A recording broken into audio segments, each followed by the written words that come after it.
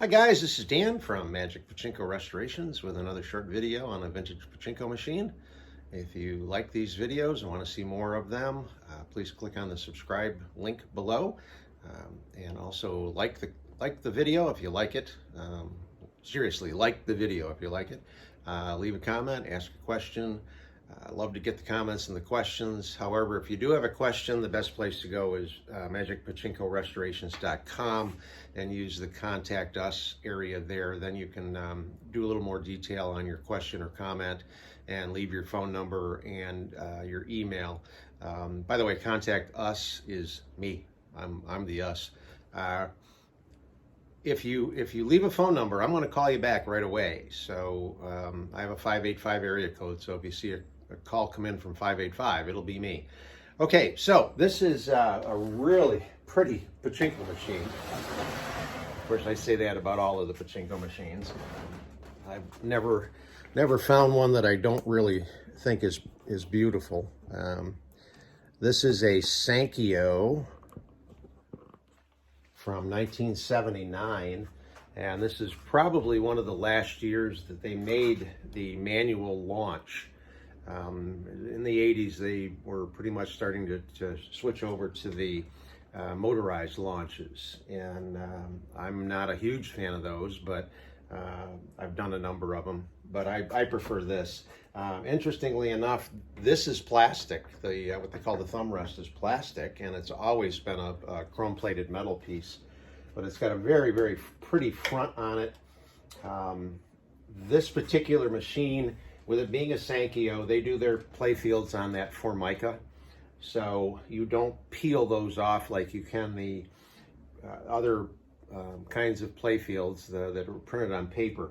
If you're going to do a playfield replacement on a Sankyo, you literally strip everything off and then buy a new playfield, the heavy vinyl with the adhesive back, and go right over the top of this one.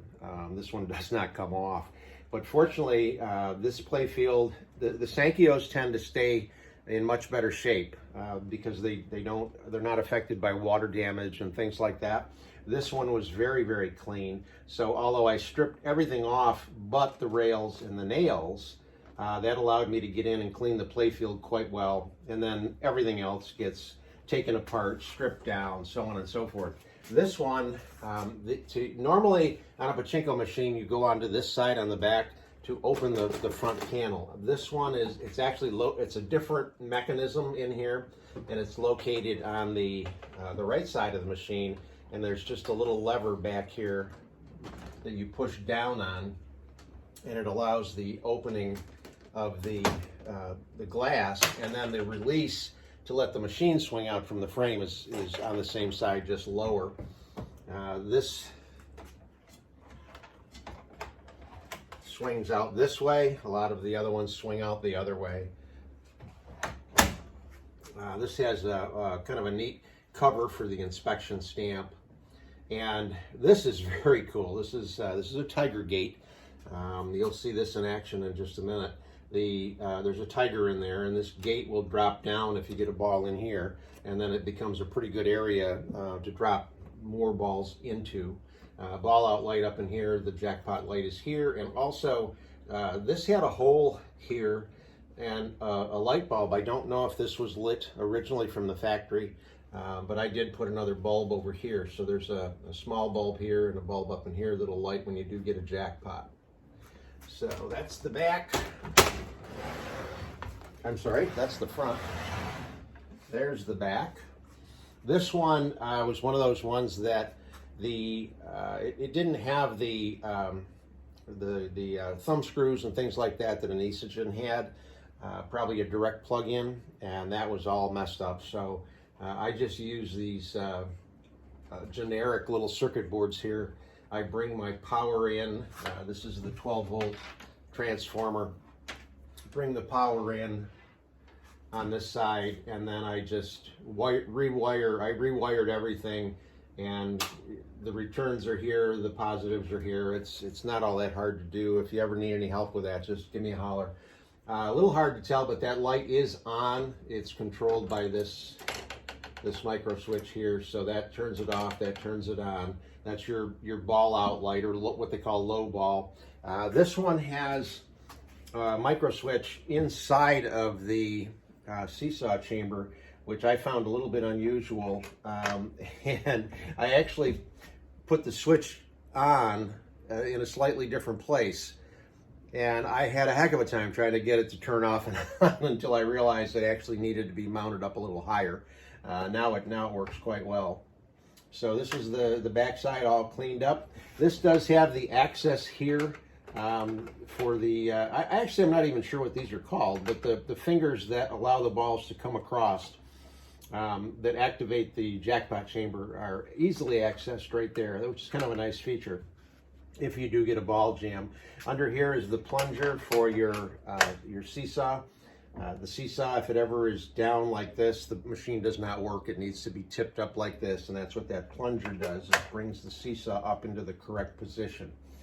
The default position for the fingers is such that it will allow the balls to run into the jackpot chamber.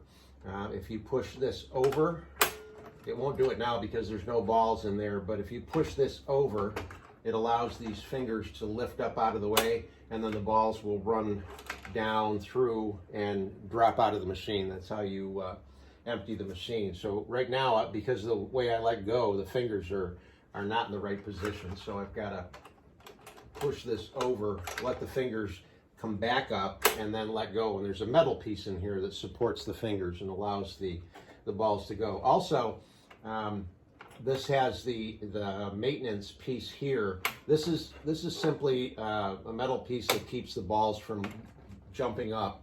This is a maintenance piece. It's got two little fingers that drop into the chutes. So if I were to put balls in it now, the balls would stop right here and not go into the jackpot chamber. So make sure this is flipped out of the way.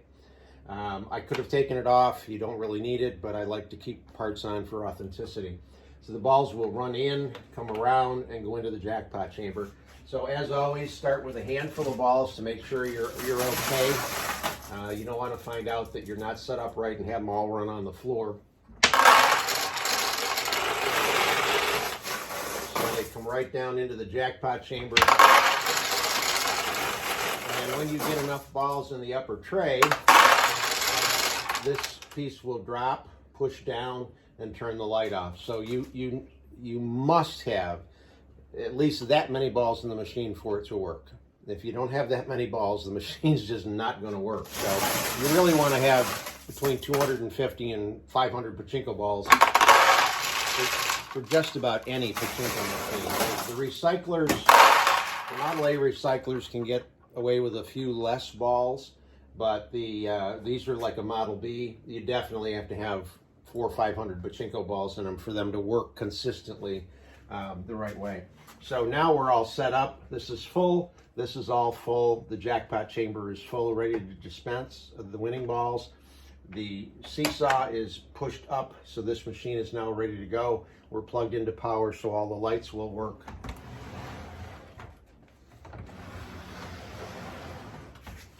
So then you're going to put a handful of balls in the upper feed tray and start launching Pachinko balls. Oh, I can hear them. You need some sort of a catch basin on the backside because the winning balls and the losing balls actually will drop out of the machine, so you need something back there to catch them.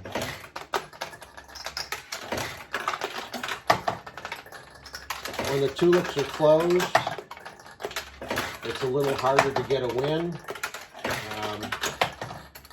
I try to set the machines so that, there we go. So there's a win, the lights come on. I try to set the machine so you can go all the way down and let go. And it should ideally stop about here and drop straight down. That's what you want. If you launch it a little too hard, it's going to come over and hit the bumper and go back. If you launch it not quite as hard, it'll stay on this side and so on. So you'll get used to how much down pressure you need on this. And it is adjustable on the back side if you find that you want a little more launch power. Get a bunch of them going, see if we can get something going here.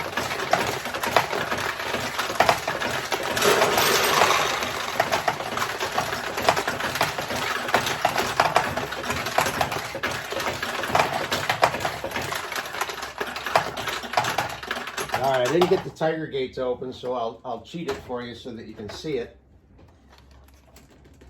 If you go in here, it will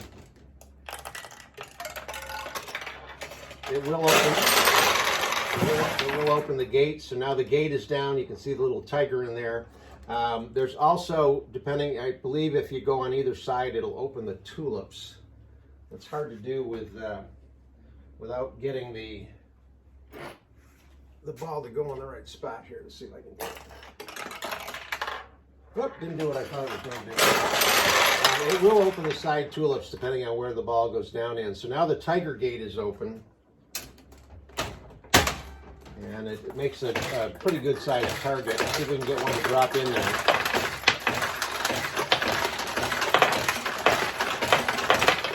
There we go.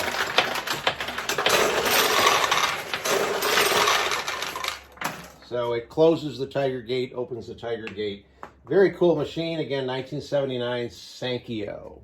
Hope you like it.